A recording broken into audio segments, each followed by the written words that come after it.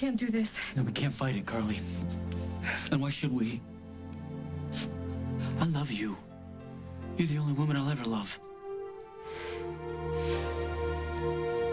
Now you love me.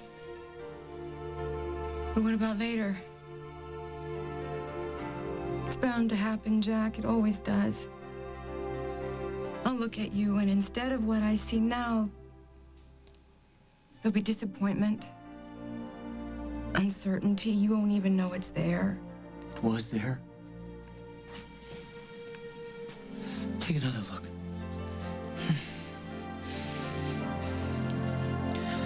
The only thing you'll see is me and my commitment. And it's not going anywhere. I promise you that. I sent my ego back and... What about me? Am I allowed to have any uncertainty? I thought we loved each other enough that we could get through anything, Jack. But instead, whenever something happened, I had to beg you to keep having faith in me. I can't do that anymore. You're right. Everything you said is completely true. And it's all my fault. But I'm gonna fix it. How? By bringing you home. To Oakdale. Where you belong. If I ever go back to Oakdale, it won't be because I've given up on Chicago.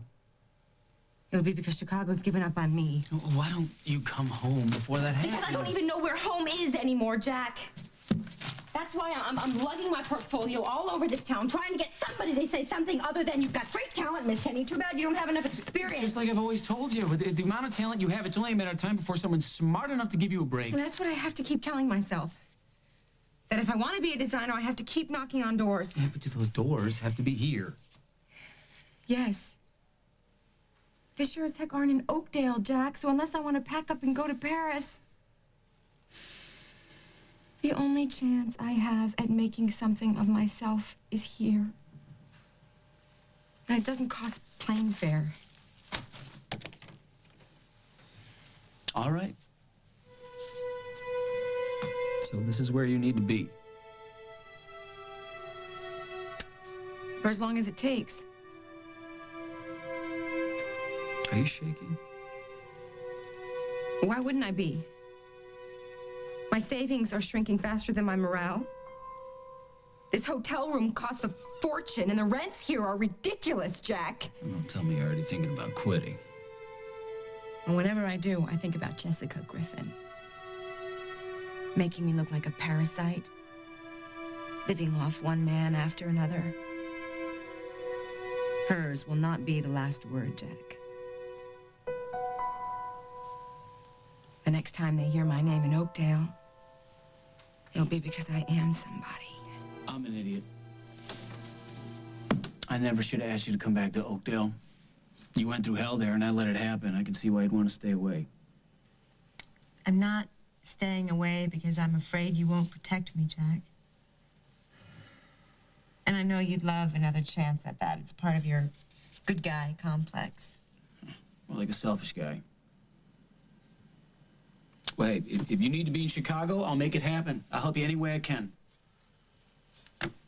Jack, you don't even have a job, Jack. How are you going to help me? Julie didn't take my pension fund. Oh. There's a lot of money there, Carly. You can have it. It's yours. Jack, 1 minute I'm this big mistake, and the next I'm somebody that you'd pawn your old age for, Jack. It doesn't make any sense. Now, Carly, listen, please. I'm trying to find a new way to say I'm sorry. For all the times I let you down. And for listening to the buzz and not you. The buzz? In the courtroom when Jessica Griffin showed everybody that picture of Craig kissing you. You tried to tell me something there. You tried to talk to me, but I let the other voices drown you out. I let them destroy us. I'm trying to make things right. Right. Or back to what they were. I'd love to turn back the clock, Carly. But I'm making this offer with no strings attached. No matter what happens to us. It's a very generous offer, Jack, but I can't accept that. With or without strings. I cannot touch your pension fund. Please, Carly. I'm awake every night, racking my brain, trying to sort things out. If you take the money... And maybe you can sleep. That'd be nice. I don't know, maybe it was the stress from the divorce. Last few months, I felt like I haven't been able to think straight. And now I've got no wife, a forced vacation, nothing but time. And now you can think straight, right? And now you believe me, what I said about Craig and that kiss that I never want to talk about again for as long as I live. Yes. You don't get it, do you? Offering up your pension fund to finance my dream is generous. It's reckless and heroic. It's everything you are. But it doesn't fix what's wrong. What is wrong, Carly? I mean, can we ever find a word for it? I mean, how does something as good as us wind up like this? We wind up like this because you need to be able to think straight in order to figure out if I'm telling the truth or not, Jack, when you should just know it. Okay, wait a minute. We cannot walk away from this without another shot. We can figure this out. Okay, fine. So I go back to Oakdale. Now, Craig is still there. He's still convinced that he's in love with me, and you will try. You will try so hard to not let it bother you, but it will. And we will end up right where we were the other night. And I cannot deal with that, Jack. You should go, please. No, wait. There's something I haven't told you. About Montgomery. Craig. When I found out that you had moved, I immediately went over to the Lakeview to rip his head off. Why? What? What does my moving have to do with Craig? I was afraid that you had gone to live with him. I was out of my mind, Carly. It finally hit me that the best woman, the only woman that I've ever loved, was about to walk out of my life. I had to do something. I had to fight for you. So you went to Craig. Hey, look, I'm not proud of it. But I had to find out about that kiss. He said it was all him. You never let him on. You barely gave him the time of day, and you pushed him away. He said that you loved me. I said that, Jack. I've said it 100 times, and you couldn't listen to me. How come? How come the supposed love of your life tells you the truth, and you don't believe her?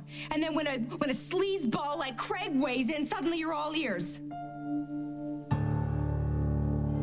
No, don't make it sound as if I believe Craig and not you. That's not how it was. Then how was it, Jack? It wasn't even about believing, okay? It was about listening. I was too angry and too jealous to hear you. But Craig, you kind of got in my face and made me listen whether I wanted to or not. I don't know, maybe it's a guy thing.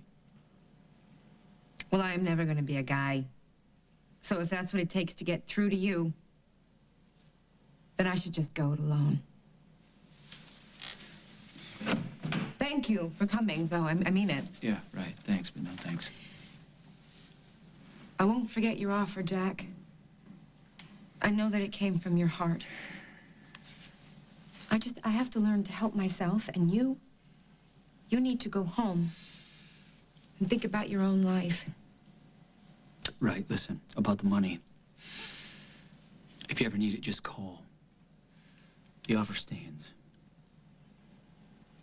Forever.